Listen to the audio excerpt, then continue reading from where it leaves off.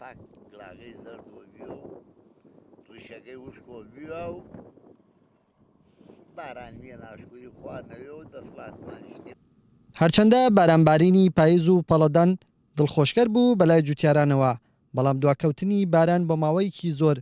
بۆتە مەترسی وشکە ساڵی لە سنووری دێهاتەکانی ناوچەی داوێ. تاکید بە یعنی ئەلەم چەند ڕۆژە نەوارێ ئەکید وشکە ساڵیە چکەم تو گەیتە مانگسیە حەساوکە نەورۆزەیتر باران چی ئیسپادەی هەیە بوارێ گە نەوارێ هاوینە هاوین هەر بارانەکەش باری کردووە خۆرەکە وشکێ کاتبوو ئیسپادەی نامێنێ. وڵا سەرەتا پەڵەی چاکیدا خەڵک گشتی تۆمی کرد بە دڵنیاییەوە لە سەتا ئەتوانم بێژم 50 ئەو تۆمانە هەمووی سەقەت بووە لە دواییتر باران نەوی بێت و حکومەت هاوکاری خەڵک بکات بە کارە باو بە ئاڵف و هاوکاری ئاژەڵدارەکان بکات ئەوە زۆر چاکەوێ بەس بەخوا گەرە هاوکاری نەبێ لام وایە ئەو خەڵکەی وا لێرە ماوە ئەویش نیوە بەنێوە چۆڵی بکات.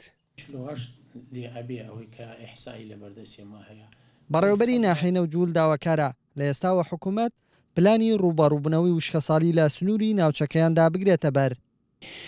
بوونی وشکە ساڵی هەر لە ئێستاوە دیارە بۆیە داواکارین حکوومەت هەر لە ئێستاوە ڕێکارەکان بگرێتە بەر بۆ هاوکاریکردنی جوتیارەکان بۆ بەخێوکردنی مەڕووماڵەتەکانیان وەکو دابینکردنی ئاو عەلەف و ئەمانە چکە هەر لە ئێستاوە مەترسیەوە ئەگەر ئەم هەنگاوە پێشوەختە بگیرێتە بەر ئەبێتە هۆکارێک بۆی ناوچەکە جارێکی تر ڕوو لە کۆچکردن و بارکردن و ئەمانە نەکرێتەوە. شارەزایەکی کەشناسی باس لە ڕێژەی بارانبارینی ئەم ساڵ و پێویستی ڕێژەی باران بۆ ڕزگاربوونی ناوچەکە لە وشکە ساڵی دەخاتە ڕوو. بۆ هەتا کۆتایی مانگی 11 نزیکەی 80 ملم باران لە گەرمیانە باری بوو جێگەی دڵخۆشکەر بوو کە بەو ڕادەیە باران ببارێت، بەڵام مدەتێکی زۆرە لە مانگی 12 بۆ مانگی 1 بارانێکی زۆر کەم باریوە و هەروەها ئەتوانین بڵێن مەترسی وشکە ساڵی کشتتوکاڵی دروست کردووە، بەڵام ئومێد هەیە کە لە مانگی 2 ئەگەر تقریبن 50 بۆ 60 ملم بارانباری ئەو مەترسیە کەم دەکاتەوە چکۆ تاوەکو ئێستا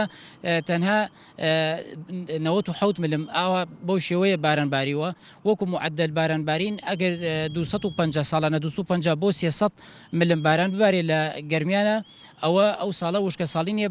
لە ئەگەری نەبارینی بارانی پێویست لە مانگی شوباتدا گەرمیان ڕوبەڕۆی وشکە ساڵی دەبێتەوە و جوتیاران زیانی زۆریان بەردەکەوێت.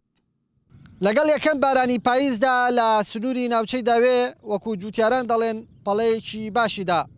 بەڵام لە ئێستادا بەهۆی نەبوونی بارانەوە زیاتر لە 2 مانگە زەنگی مەترسی وشکە ساڵی لە ناوچەی داوێ هەیە. کاروان حەبیب، کورتسات نیوز، ناحەی نەوجوول.